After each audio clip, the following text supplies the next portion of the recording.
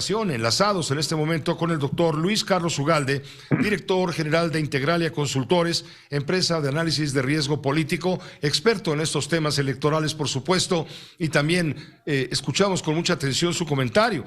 Doctor Ugalde, bienvenido. ¿Tú consideras que el Plan B viene a traducirse o debe traducirse como un golpe a la democracia? Nuevamente te lo pregunto.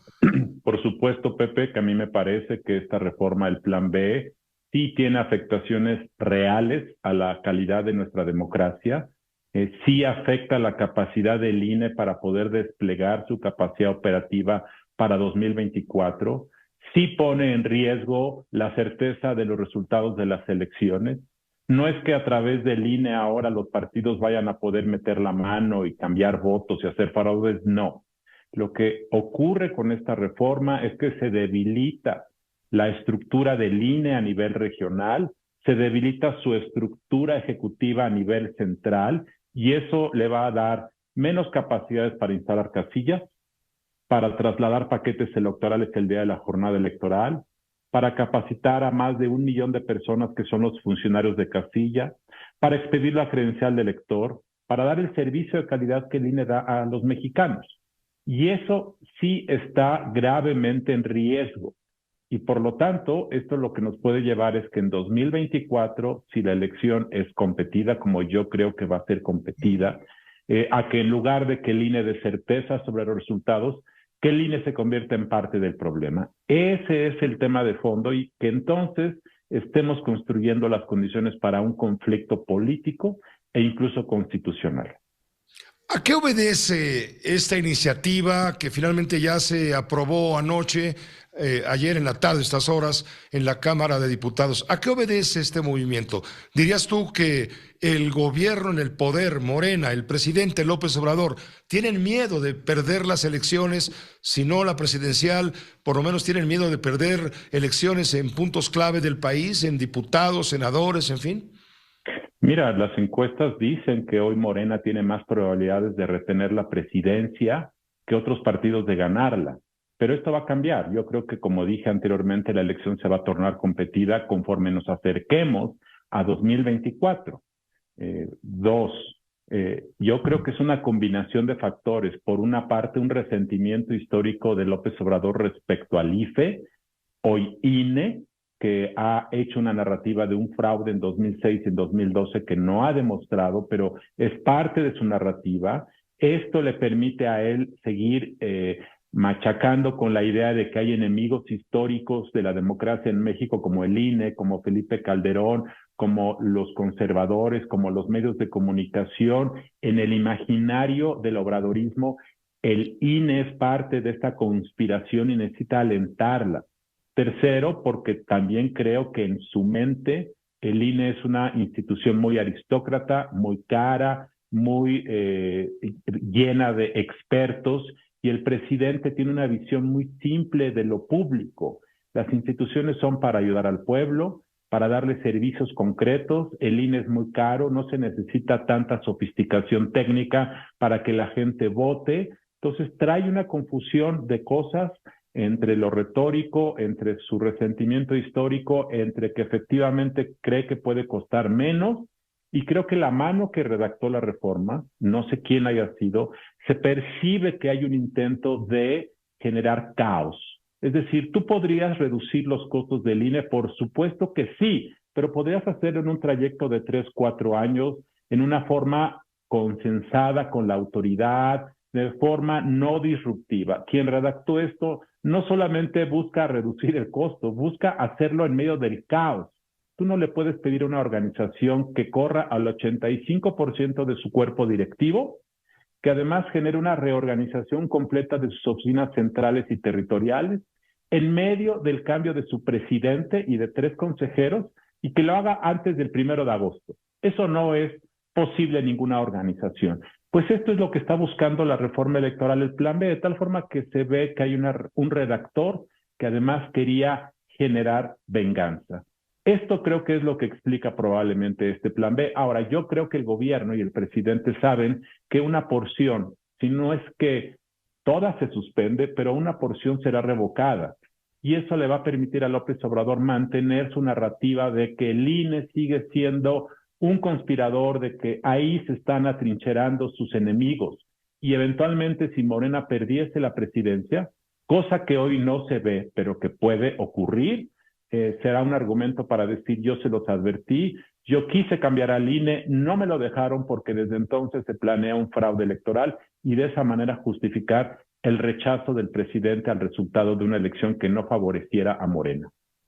La defensa que tienen quienes con todo y legítimo derecho pretenden protestar el próximo domingo también tiene recursos de carácter jurídico de los que el INE está obligado a echar mano y la sociedad también. Y estamos hablando de acciones de inconstitucionalidad y de controversias constitucionales. Ya se suman varias. Hay 30 y tantas acciones de inconstitucionalidad y hay cerca de 20 controversias constitucionales. ¿Cuál es la diferencia entre una acción de constitucionalidad y una controversia constitucional? Una controversia constitucional se interpone por la posible invasión de facultades de un poder sobre las facultades de otro poder. Entonces, por ejemplo, el INE puede interponer una controversia constitucional porque considera que al legislar sobre atribuciones propias del INE, la Cámara de Diputados invadió facultades que el INE tiene capacidad para definir de manera autónoma. Está invadiéndole decisiones que el INE debe tomar. Por ejemplo, en esta reforma se establece que el INE ya no va a poder tener independencia respecto a su presupuesto, que ya no va a poder usar sus economías internas para fines alternos, sino que cualquier economía debe regresarse a la tesorería de la Federación. Entonces, la Cámara de Diputados invade facultades que el INE tiene garantizadas constitucionalmente.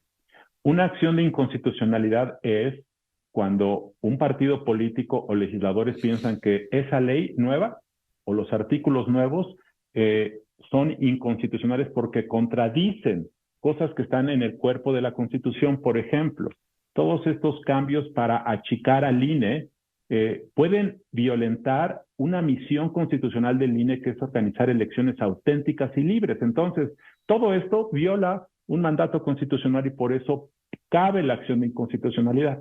Y además cabe lo que se conoce como juicios para la protección de derechos ciudadanos ante el Tribunal Electoral, que es que tú, Pepe, o yo, Luis Carlos, pensamos, y yo genuinamente lo pienso, que esta reforma puede vulnerar mi derecho personal a tener elecciones libres y justas y democráticas, y por lo tanto yo puedo acudir a decir: oigan, esto está mal porque me afecta como individuo mis derechos personales. Y luego hay amparos, pero bueno, hay amparos que afectan derechos no electorales. De tal forma, y luego hay juicios laborales, que las personas que sienten que esta reforma los va a vulnerar, personas que llevan 30, 33 años en el INE, que van a ir a ampararse ante tribunales laborales. Entonces, es una serie de instrumentos diversos que se han ido presentando y se van a seguir presentando, y que yo creo, Pepe, como esta reforma tiene una combinación de inconstitucionalidades, redacciones de mala fe, además cosas que no hacen sentido y una vulneración tan agresiva en contra de una institución que funciona razonablemente bien, que creo que diversas autoridades judiciales, principalmente la Corte, creo que revocarán parcialmente partes de esta reforma, de tal forma que el daño final sea menor del que hoy estamos viendo. Pues te agradezco, Luis Carlos. Son verdaderas clases de política electoral y de asuntos electorales. Vaya que tienes la experiencia. Tú fuiste presidente, consejero ciudadano del Instituto Electoral, justamente en la fecha de aquella elección conflictiva de Felipe Calderón, cuando perdió Andrés Manuel López Obrador y alegó un fraude, un asunto muy, muy delicado que tú narras en tu libro. Ya tiene tiempo ese libro, que se llama Esto pasó. O así lo viví, Pepe. Por cierto, lo viví. Si me das un minuto, déjame comentarte algo. Claro, por favor. En 2006, cuando yo era presidente del IFE, López Obrador argumentó un fraude. Cuando el Tribunal Electoral viene y nos pide la documentación para ver si López Obrador tenía razón, nosotros como el IFE le dimos copia de todas las actas del país, le mostramos todos los paquetes electorales que estaban custodiados en las bodegas, mostramos que de las 130,000 casillas solamente 11 no se habían instalado, mostramos que no había habido incidentes durante la jornada electoral. Es decir, que el IFE de entonces había tenido una capacidad operativa tal que, habiendo hecho una muy buena elección organizativamente hablando, no había ningún resabio, ninguna imagen, ninguna resquicio de alguna trampa. Imagínate que en 2006 el IFE, en lugar de dejar de instalar 11 casillas, no hubiera instalado 3.500. Que los paquetes electorales no se hubiesen custodiado correctamente, que funcionarios de casilla hubieran sido mal capacitados.